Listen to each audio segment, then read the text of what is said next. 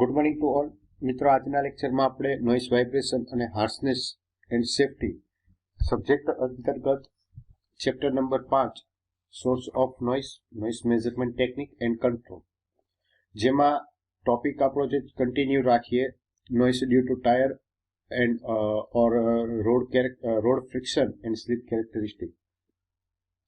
તેની અંદરનો આજનો ટોપિક જે છે તેમાં જોઈએ noise due to slip characteristic. એટલે કે સ્લીપ કેરેક્ટરિસ્ટિકના આધારે noise. Stick slip or scrubbing vibration are caused by the tire vibration associated with the frictional force created in contact patch between the tire and road surfaces. Tyre અને road surface વચ્ચેના કોન્ટેક્ટને કારણે પેચની અંદર પેદા થતા ફ્રિક્શનલ ફોર્સ સાથે સંકળાયેલા ટાયરના વાઇબ્રેશનને કારણે સ્ટિક સ્લીપ અથવા તો સ્ક્રબિંગ વાઇબ્રેશન જે છે તે પેદા થાય છે.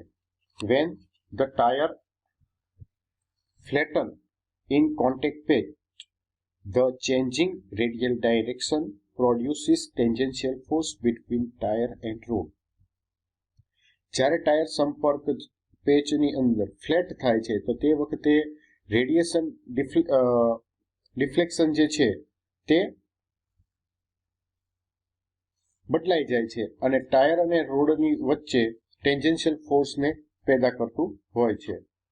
This force are resisted by friction and tyre stiffness and any residual forces are dissipated by the slip of tread material over the road surfaces.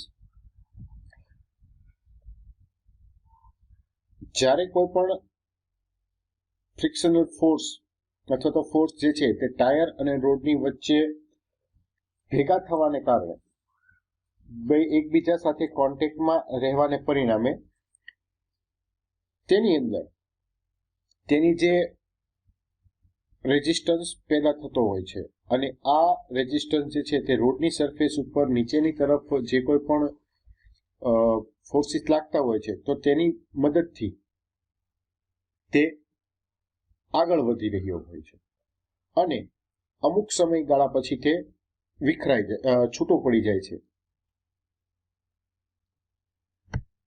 Friction between the tread and surface is divided between the hysteresis and adhesion component.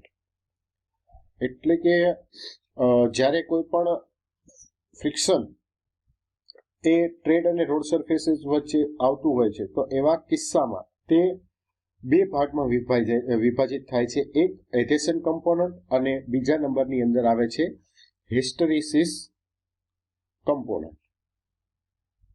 The adhesion component origin at the molecular level and is governed to the large extent by the small scale roughness characteristic or the microtexture of the road surfaces. Adhesion component જે છે તે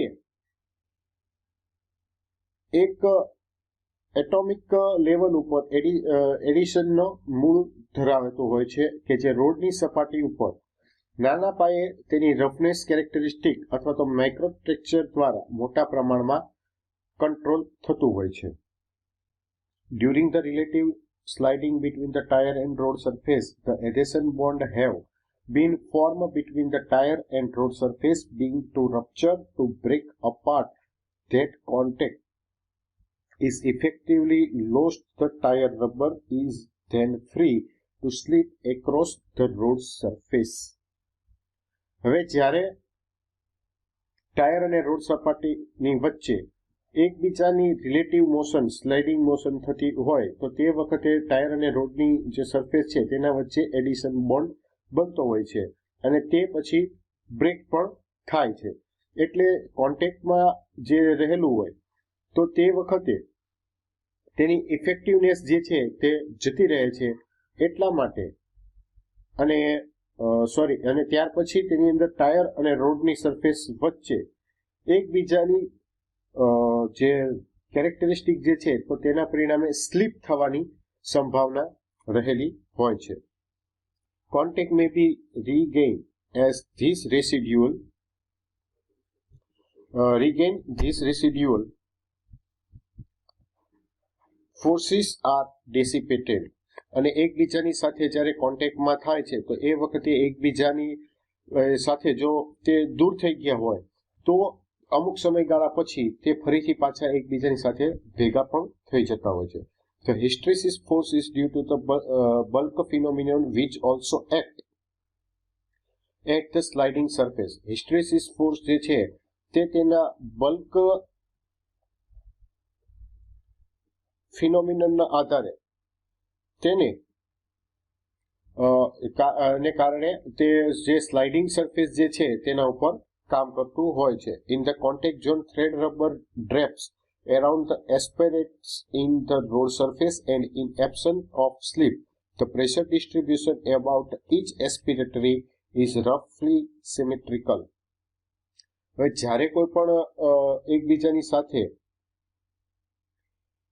contact ઝોનની અંદર ડ્રેડ rubber જે છે તે રોડની સપાટી સાથે એસ્પિરિટીની આજુબાજુ ટ્રેપ કરતું હોય છે, અને સ્લીપ હાજર ન હોવાને પરિણામે જે એસ્પિરિટી જે છે તે પ્રેશર ડિસ્ટ્રીબ્યુશન જે છે તેનું એક સરખા પ્રમાણમાં રહેતું હોય છે. When slip occur, thread rubber tend to accumulate at the leading edge of this surface irregularity and begin to break contact on the downward slope of the surface profile.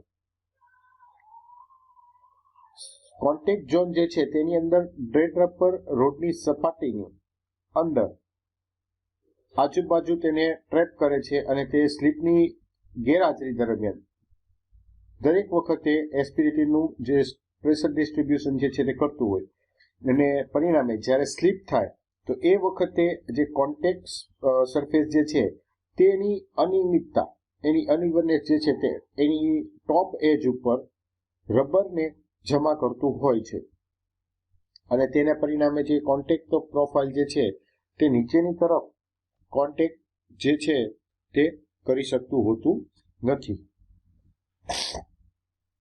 This give rise to an asymmetrical pressure distribution and a net force which oppose the sliding motion. અને પરિણામે અસિમેટ્રિક pressure distribution થાય છે કે જે પૂરેપૂરું force જે છે તે આપતું હોય છે, અને તેના પરિણામે તે સ્લાઇડિંગ મોશન જે છે તેને તે ઓપોઝ પણ કરે છે, એટલે અથવા તો તેને તે રેઝિસ્ટ કરે છે. At high speed this mechanism is largely responsible for the thread element regaining contact with the road surface. અને હાઈ સ્પીડ ઉપર આ પ્રકારની મિકેનિઝમ છે તે મોટા પ્રમાણમાં રોડ સરફેસની સાથે કોન્ટેક્ટ મેળવવા માટે જવાબદાર પણ હોય છે. The hysteresis component of tire or road surface friction is largely controlled by the surface texture, which comprises texture wavelength corresponding to the size of aggregate used in surface material. Tyre અને road સપાટી, tyre અથવા તો road જે surface જે છે તે ફ્રિક્શનના hysteresis કમ્પોનન્ટને કારણે મોટે ભાગે જે સરફેસ ટેક્સચર જે છે તેના દ્વારા કંટ્રોલ કરવામાં આવે છે, કે જેની અંદર ટેક્સચરની ટોટલી લેન્થ જે હોય તે આવેલી હોય છે. Clearly, it is not the slipping of thread element alone that give rise to vibration excitation of the tire. હવે જે કોઈ પણ સરફેસની અંદર મટીરિયલનો ઉપયોગ કરવામાં આવ્યો હોય છે તો તે તેના સાઇઝને પ્રમાણે થાય છે, એટલે એના ઉપરથી એક નક્કી કરી શકાય છે કે જે માત્ર ટ્રેડ એલિમેન્ટનું સ્લીપેજ નથી પણ ટાયરના વાઇબ્રેશનના એમિશનને પણ જવાબદાર બનતું હોય છે. It is rather the combination of the slip of thread element as adhesion is lost in the contact patch, followed by build-up of hysteresis friction force as the deformation of thread, which give rise to slip or stick process in the contact patch and the associated vibration excitation of tire. અને vibration જ્યારે પેદા થાય છે તો તેને પરિણામે addition contact જે છે તે પેચની અંદર ડિસ્ટર્બ થાય છે, અને તે રીતે તે થ્રેડ એલિમેન્ટની સ્લીપનું એક કોમ્બાઇનેશન થાય, અને ત્યાર પછી ટ્રેડની જે કોઈ પણ કન્સ્ટ્રક્શન જે છે તો તેને દ્વારા થતા હિસ્ટ્રેસિસ ફ્રિક્શનલ ફોર્સ છે તે બિલ્ટઅપ થતા હોય કે જે કોન્ટેક્ટ પેચની અંદર સ્લીપ કે સ્ટિકની પ્રક્રિયા અને ટાયરની સાથે જે કોઈ પણ વાઇબ્રેશન એમિશન થાય તો તેને પેદા કરતું હોય છે. Tire vibration and hence noise generated by this mechanism has been related to slip velocity of thread element. Tyre vibration જે છે તે અને તેની આ મિકેનિઝમ દ્વારા પેદા થતો અવાજ તે તેના આગળ જે કોઈ પણ એલિમેન્ટ હોય છે તેના દ્વારા સ્લીપ વેગની સાથે સંબંધ ધરાવતું હોય છે. The highest velocity tend to found to rear of the contact page and may contribute to block the snap out effect. વધારે પડતો વેગ જે છે તે કોન્ટેક્ટ પેજની પાછળના ભાગમાં જોવા મળતો હોય છે અને તેને પરિણામે સ્નેપ આઉટની અસર જે છે તેને રેઝિસ્ટ કરવામાં તે પોતે પોતાનું યોગદાન આપતું હોય છે.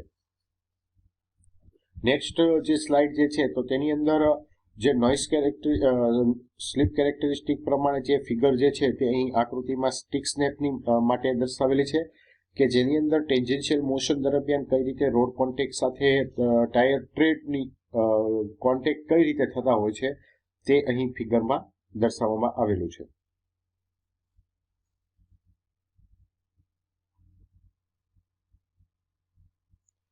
આગળ હવે વધીશું અને તેમાં આગળ છે રોડ નોઇઝ વિશે. Road noise result from the contact of the rotating wheel or tyre and the road end can generally be separated into airborne and structure-borne contribution. Road noise જે છે તે ફરતા ટાયર અથવા તો વ્હીલ અને રોડના સંપર્કને પરિણામે પેદા થતો હોય છે અને સામાન્ય રીતે તેને એરબોર્ન અથવા તો સ્ટ્રક્ચરબોર્ન એમ બે ભાગની અંદર ડિસ્ટ્રીબ્યુટ પણ કરી શકતું હોય છે. The vehicle interior road noise is on one hand influenced by excitation that depending, for example, upon the road surface and tire and may even vary with the tire pressure.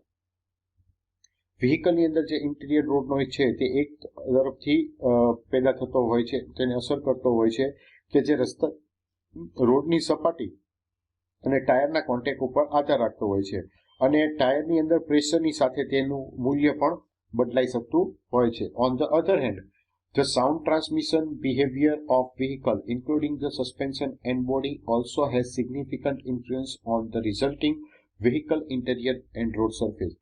જ્યારે બીજી તરફ suspension અને તેની body જે છે તેની સહિત વ્હીકલની અંદર સાઉન્ડ ટ્રાન્સમિશનનું બિહેવિયર જે છે તે તેના પરિણામી વ્હીકલના ઇન્ટરનલ રોડ નોઇઝ ઉપર મહત્વનો ભાગ ભજવતું હોય છે. નેક્સ્ટ ફિગરની અંદર આમાં દર્શાવેલું છે કે કઈ રીતે પ્રોફાઇલ ટાયરની પ્રોફાઇલને રોડ નોઇઝ અસર કરતું હોય તો તેના વિશે છે અને આ સાથે આજનો લેક્ચર જે છે તે આપણે પૂરો કરીશું.